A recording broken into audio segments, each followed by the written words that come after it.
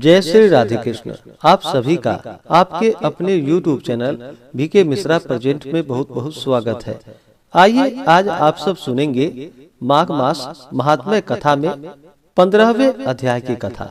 अब तक आपने पिछले अध्यायों का कथा श्रवण नहीं किया हो तो चैनल पे वीडियो अपलोड है या चैनल पे माघ मास कथा के नाम से प्लेलिस्ट बनाया गया है। आप वहां से पिछले अध्यायों का कथा श्रवण कर सकते हैं। तो बोलिए प्रेम से भगवान विष्णु की जय, माता लक्ष्मी की जय, सर्व देवी देवता की जय। दत्तात्रेय जी बोले कि हे राजन, ब्रह्मा जी ने घोर से घोर पापों को मिटाने के लिए तथा प्रजा के हित के लिए प्रयाग तीर्थ की रचना की है। गंगा जी तथा यमुना जी की धारा के जल की और इनमें स्नान की बड़ाई भी प्रकार सुनो।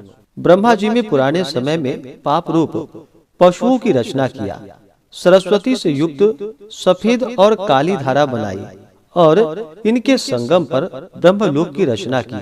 सैकड़ों पाप करके भी जो गंगा यमुना के संगम में मकर के सूर्य में माघ महीने में स्नान करता है वह फिर गर्भ में नहीं आता। विष्णु भगवान की दुर्गम माया है। हे राजन, माघ महीने में प्रयाग तीर्थ सब पापों को नष्ट करता है। दिव्यमान लोकों में अनेक भोगों में भोगकर मनुष्य पार ब्रह्म में लीन होता है। उसके पुण्य की गिनती चित्रगुप्त अच्छी तरह से नहीं कर सकते। 100 बरस तक निराहार रहकर योगाभ्यास करने के बराबर फल माघ मास में प्रतिदिन स्नान करने से प्राप्त होता है। राजगृह में कुरुक्षेत्र में सैकड़ों बोझ सोना दान करने से, सैकड़ों अश्वमेध तथा हजारों राजसु यज्ञ के करने से जो फल प्राप्त होता है वह माघ के महीने में गंगा यमुना के संगम में त्रिवेणी में प्रतिदिन स्नान करने से अवश्य प्राप्त होता है। पृथ्वी पर जितने तीर्थ तथा नदियां प्रसिद्ध है, हे राजन, वे सब माघ मास में त्रिवेणी में स्नान करने के लिए आती है। सब तीर्थ पापियों के संग दोष से अशुद्ध हो जाते हैं। माघ मास में वे निर्मल हैं, अतः स्नान करने से उनके वे सब पाप दूर हो जाते हैं।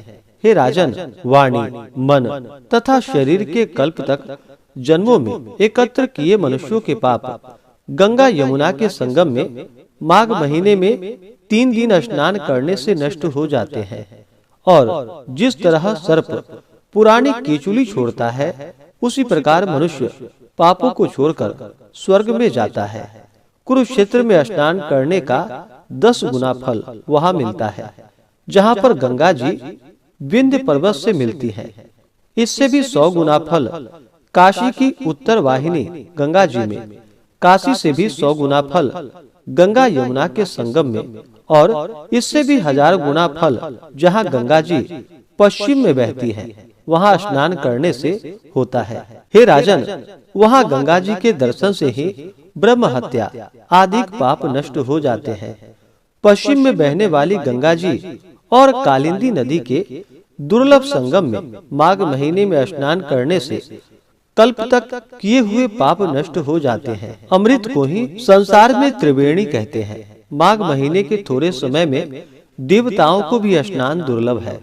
ब्रह्मा, महादेव, रुद्र, आदित्य, मरुतगण, गंधर्व, लोकपाल, यक्ष, गुह्यक, किन्नर और अणिमादि गुणों से सिद्ध तत्वज्ञानी मनुष्य ब्रह्माणी, पार्वती, लक्ष्मी, सची, मैना, हिमालय की पत्नी, दिति, अदिति, रति, संपूर्ण देव पत्नियां तथा नागों की स्त्रियां, घृताचा, मेनका, रंभा, उर्वशी, तिलोत्तमा, अप्सरागण और सब पितर मनुष्य, हे राजन, कलयुग में छिपे और सत्यादि युग में प्रत्यक्ष रूप से संपूर्ण देवता त्रिवेणी में माघ स्नान करने के लिए आते हैं। माघ के महीने में 3 दिन स्नान करने का पुण्य, हे राजन, पूर्व काल में कांचन मालिनी ने एक राक्षस को दिया था। उससे वह पापी मुक्त हो गया था। माघ स्नान करने से मनुष्य पापों से छूट जाता है, इसमें कोई संदेह नहीं है। जो पुरुष इस महात्म्य को भक्ति पूर्वक सुनता है वह विष्णु लोक को प्राप्त होता है। इस प्रकार से श्री पद्म पुराण के अंतर्गत माघ मास महात्म्य कथा में 15वें अध्याय की कथा पूर्ण हुई।